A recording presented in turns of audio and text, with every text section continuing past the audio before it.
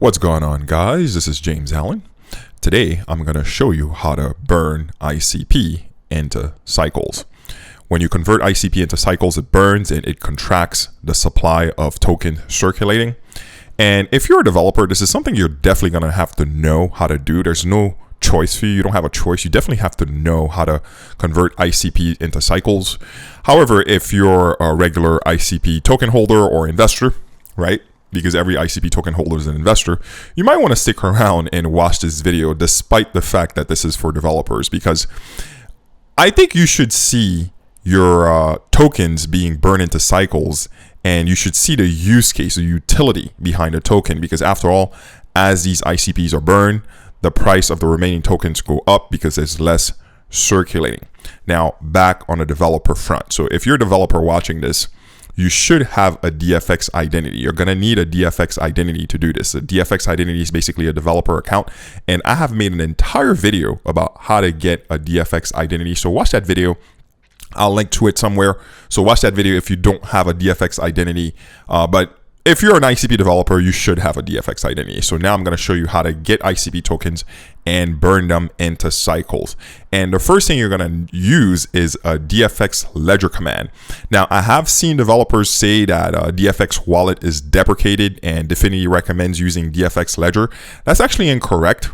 You use DFX ledger to manage ICP tokens, to receive and send ICP tokens, to top up your canister, and you use your DFX wallet to manage your cycles, right? So DFX wallet is where you manage your cycles for your canisters, and DFX ledger is where you manage the ICP token. That's where you send and receive ICP tokens. So the first thing you're going to need is you're going to need your account ID from your DFX ledger. So go ahead and type this command into your terminal. It is DFX ledger account ID / network IC. The / is a flag. You're letting the terminal know which network you're pushing this command to, and you're pushing it to the main IC network. So again, type DFX ledger account ID / network IC. You could just say flag network IC. That's the more proper term. And you should get an address in return. This account ID is your address, in fact. So now that you have the address of your developer account, you're going to need some ICPs to send to it. So I'm going to go on Coinbase and buy a few ICP tokens. I'm going to buy $15 or $16 worth. I don't know. And once I purchase some ICP tokens on Coinbase, I now need to send those tokens, some token, to that account ID I just fetched from the terminal, right? So go to your Coinbase, click send, and paste that address that you've copied from your terminal as a response to that command. Paste that address on the cursor of Coinbase and send it to that address. So I'm going to send about one ICP to that address, and bam, there you go. Now that you send it on Coinbase, you sent one ICP or whatever amount to that account ID. Check your balance, right? Check your balance. That's the next logical step. See if you've truly received it. And the command for that is DFX ledger balance flag network IC. Again, I'm going to say this one more time. DFX ledger balance / network IC or flag network IC. And this should return, how much ICP tokens you have in that wallet. And as you see, I have like one, because I've sent like one ICP, right? So you should see that in a terminal. That's the correct amount, and whatever amount you send to your account ID, that's the amount you're gonna see.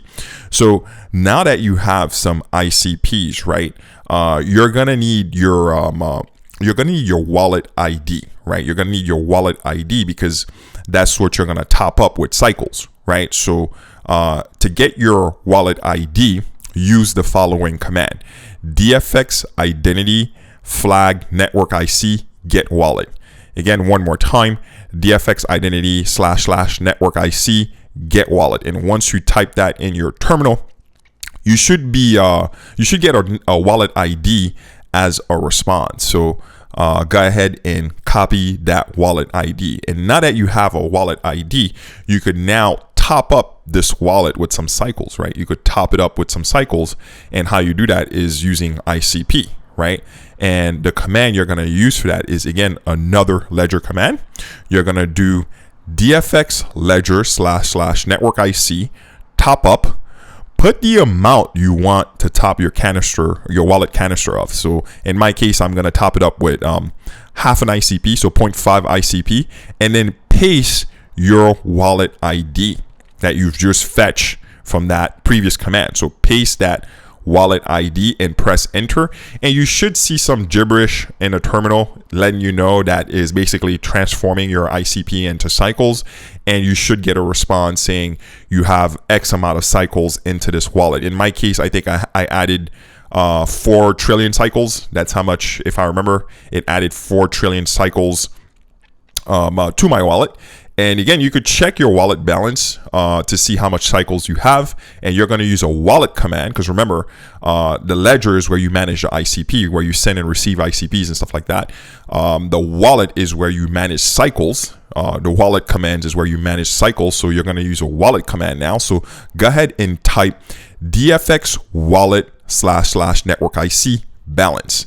Again, DFX wallet / network IC balance, and you should get a balance. In my case, I think it was like 22 trillion cycles, so I have quite a bit of cycles in my wallet, and there you go. The last thing you might want to do, right, is you might want to check if those ICP tokens are really burned, right? Because I had one ICP previously, right, and I just topped up my canister with a half an ICP, right? So I should have a half remaining in my wallet because I've permanently burned a half a token, right? So let's do a DFX command to see if we really consume 0.5 ICP. So DFX ledger balance / network IC. Again, DFX ledger balance / network IC.